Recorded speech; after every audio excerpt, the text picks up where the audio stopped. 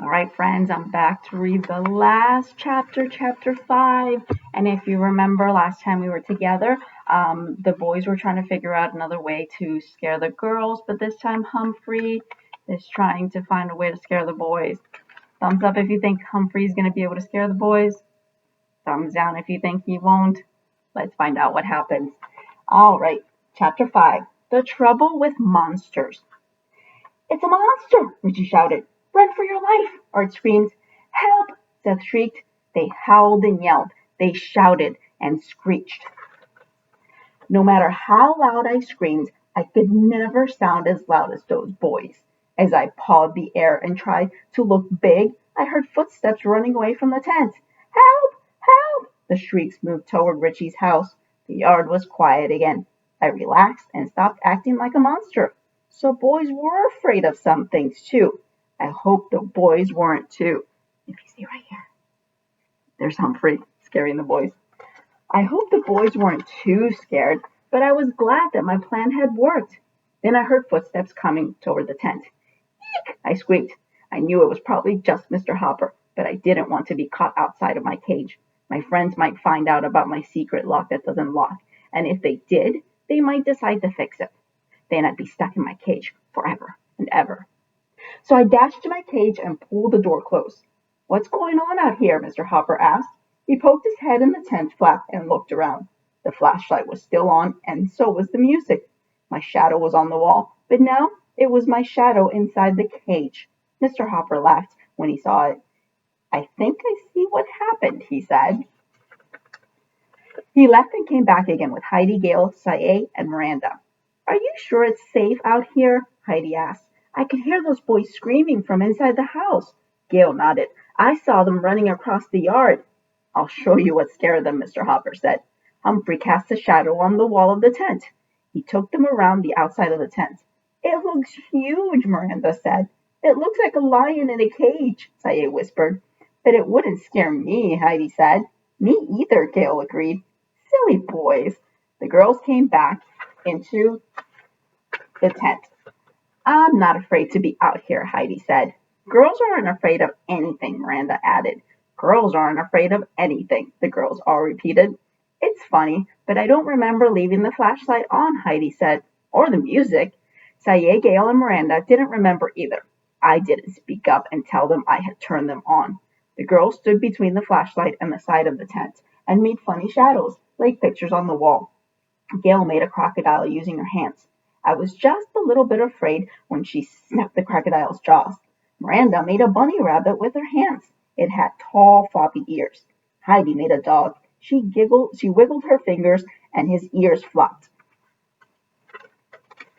Then his mouth opened and shut. Woof, woof, she barked. That made Gail giggle. Miranda looked at me. It's your turn now, Humphrey.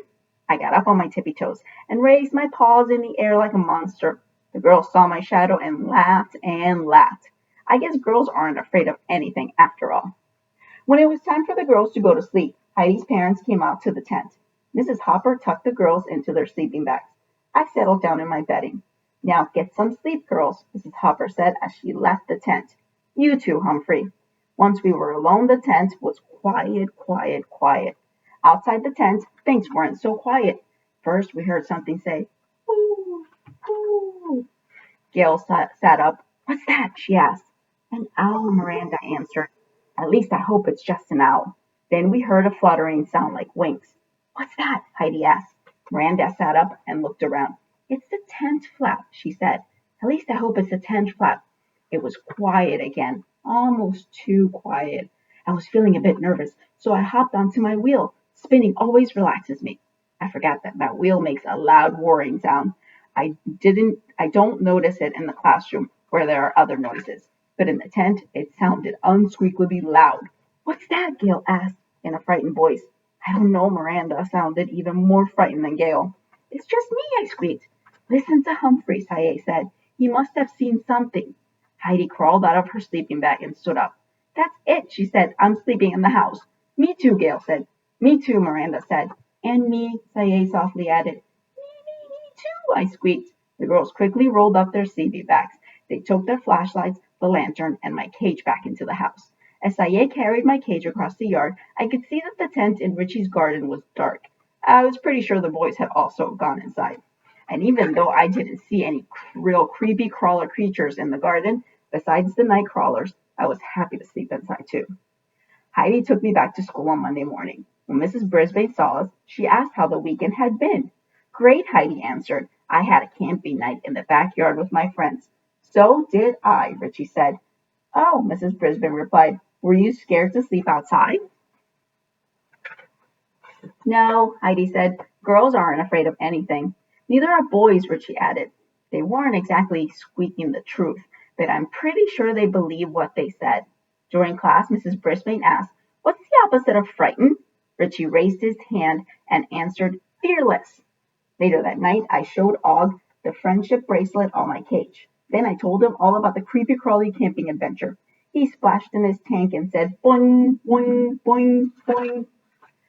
The girls were scared and the boys were scared, I told my froggy friend. I wasn't afraid. I said, At least not much. But I think that it's all right for girls and boys and even hamsters to be a little bit afraid of creepy crawly creatures, even when the scariest thing in the yard turned out to be me. The end. All right, boys and girls, I hope you enjoyed that chapter. Please make sure that you're sharing with your parents your characters and the settings in the story and your favorite part.